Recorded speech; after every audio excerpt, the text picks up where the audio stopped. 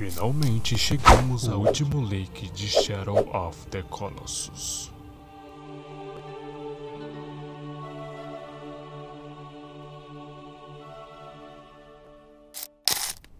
O que estou prestes a revelar a vocês é um documento vazado nos vazamentos de Shadow of the Colossus, que é uma entrevista com um ex-desenvolvedor da Japan Studios, antigo Jin Iko, onde ele trabalhou aí dentro do desenvolvimento do Nico, que era o antigo Shadow of the Colossus e agora o atual, onde ele conta com detalhes sobre as limitações e as dificuldades e o motivo dos colossos foram excluídos. Então, sem mais enrolações, vamos começar.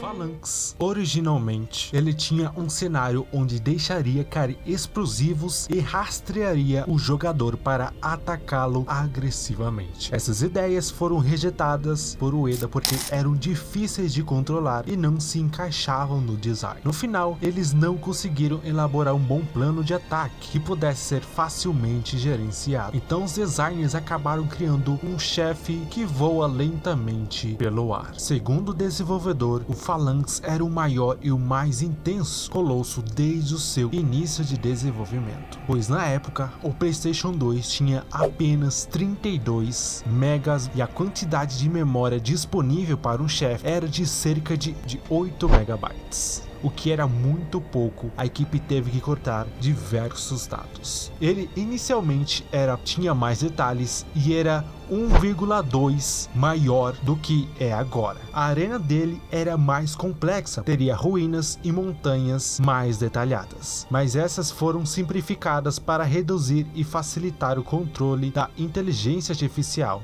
e para esconder os dados mais simples, já que era muito difícil. O ex-desenvolvedor disse que adorava assistir o desenvolvimento do Phalanx, mas ficou decepcionado ao ver o Phalanx perder a sua essência devido à redução da memória. O ex-desenvolvedor disse também que o 13º Phalanx, os desenvolvedores estavam pensando em um búfalo. Eles acharam que seriam divertidos o búfalo perseguir o agro, na visão dele, aglomerado a um longo rio com um campo gramado. Eles deram a ideia para o Ueda, mas foram rejeitados.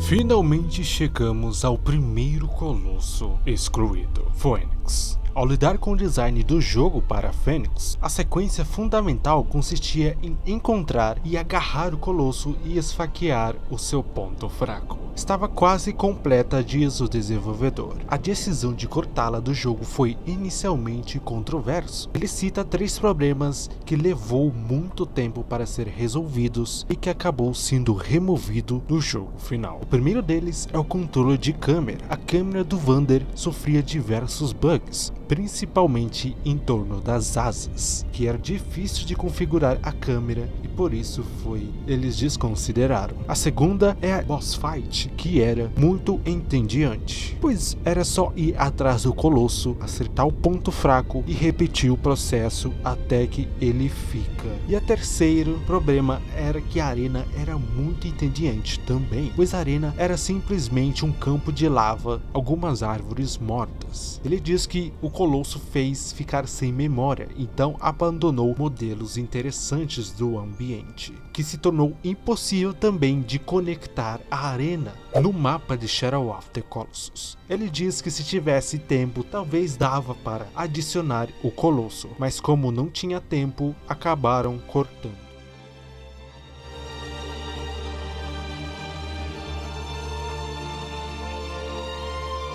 Griffin foi um chefe projetado nos primeiros dias do desenvolvimento. Você perseguia o Griffin em fuga, usando o agro e saltava em suas costas para esfaquear o ponto fraco. No entanto, o desenvolvedor diz que o sistema de perseguição com a agro era difícil de implementar, que levou aos seguintes problemas. O Griffin era muito rápido, ele sempre corria na velocidade máxima, então se o agro ficasse preso ou desacelerasse demorasse um pouco, não seria capaz de alcançar o Griffin. Reduzir a velocidade era fácil, você conseguia igualar a velocidade com a da árvore via debug, mas não haveria mais diversão em persegui-lo. E o terceiro era que você não podia falhar. Se Vander cair na agro, o Griffin aceleraria e ficaria muito longe para ser alcançado novamente. Eles tiveram que fazer o grifo parar e esperar em algum lugar, mas o desenvolvedor não pensou em nenhum motivo para fazê-lo esperar. O quarto problema era que a arena era difícil de adaptar, pois se estreitar a arena para alcançar o Griffin rapidamente, você não conseguia correr confortável e não seria mais divertido. E o quinto, o desenvolvedor disse que não pensou em um design para o Griffin, pois conseguiram projetar razoavelmente nas artes conceituais, mas era muito difícil de modelá-lo e nunca foi concluído. Devido a esses problemas, ele foi cortado imediatamente.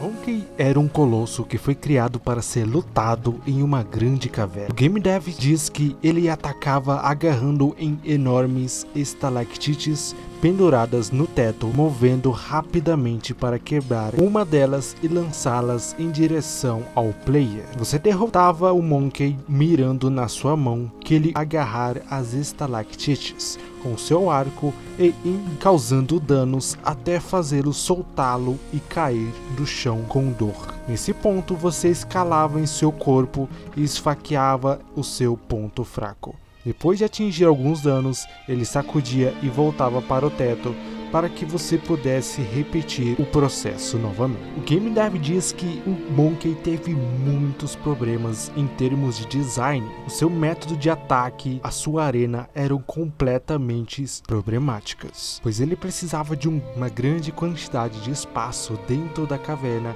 para realizar a batalha. Precisava de um alto gigantesco, precisava de uma área muito gigante com as estalactites, mas não havia essa área na Forbidden Lands e nem memória para desenvolver essa área. Ele era considerado o 10º colosso, mas fazer jogável era muito difícil e desafiador, pois as tecnologias não permitiam desenvolver, pois era muito complexo, exigia vários cálculos, técnicas de maneiras diferentes, mas o Monkey não era compatível com nenhuma delas.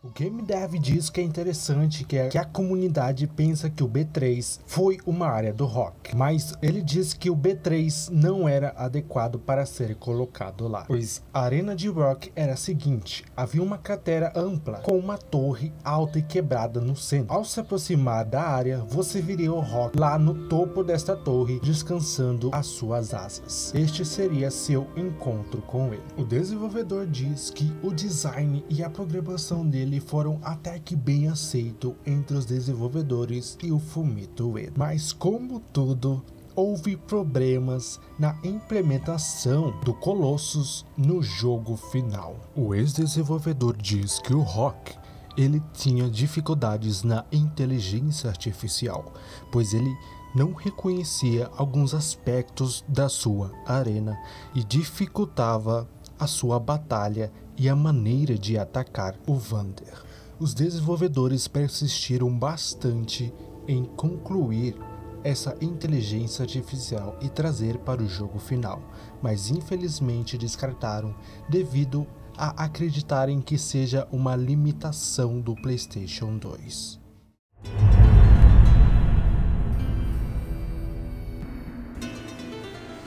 O Worm foi um colosso que levou bastante desenvolvimento, pois o Worm é de uma família de minhocas que fazem buracos na areia e se alimentam de formigas que entram neste buraco.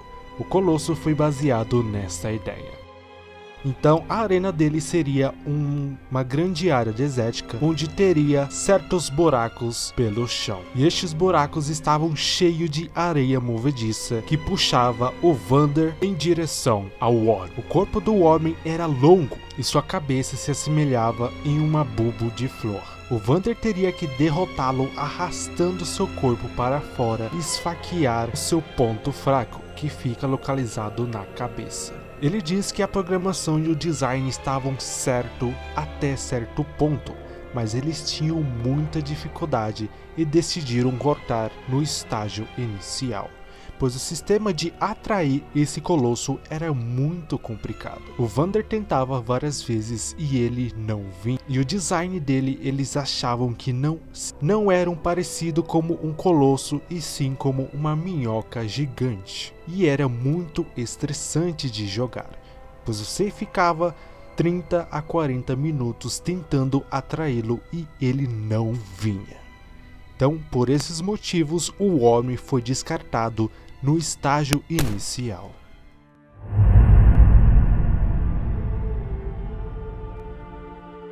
Por fim, nossos últimos 4 colossos que foram removidos. Então vou resumir aqui o básico que o Game Dev trouxe para nós.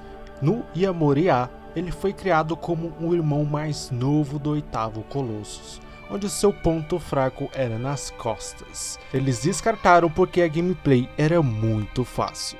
No Sirius, ele não lembra o motivo que foi cortado, mas que ele lembra que a arena era um grande campo gramado que ele perseguia enquanto você estava na água. Você derrotava apunhalando as costas e atingia uma pedra e ficava inconsciente. O Spider, a sua arena era próximo à ponte que levava ao santuário. Foi descartado porque era muito difícil controlar as suas pernas. Você atacava o ponto fraco em suas pernas para fazê-lo cair, então escalava até sua cabeça onde precisava atacar o ponto fraco.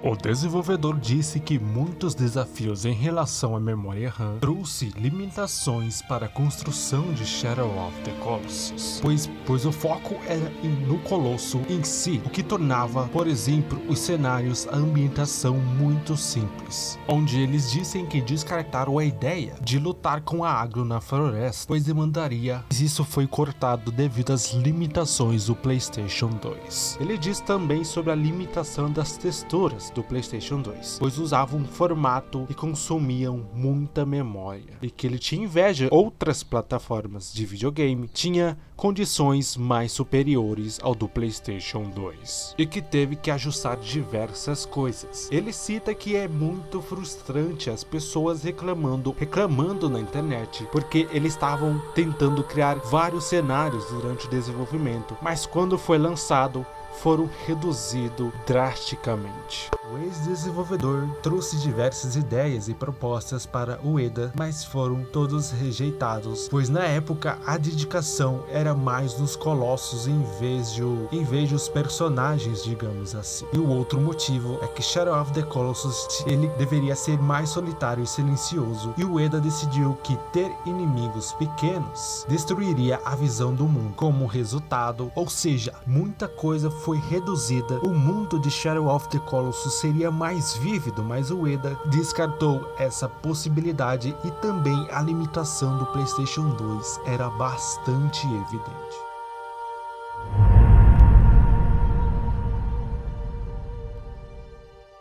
Sobre a equipe, ele já ouviu rumores de que a equipe não gosta de falar dos colossos que foram excluídos. Embora ele esteja curioso para dizer o porquê ele não queria, ele diz que a equipe não gosta de falar de Shadow of the Colossus. Ele lembra que algumas vezes no passado, os desenvolvedores tomaram liberdade de divulgar um período de desenvolvimento, mas que se tornou um grande problema. E o diretor do jogo, Ueda, não era uma pessoa aberta em contar sobre o desenvolvimento do jogo. Ele era bem cauteloso em dizer os detalhes mínimos sobre os acontecimentos que envolvem o desenvolvimento de Shadow of the Colossus.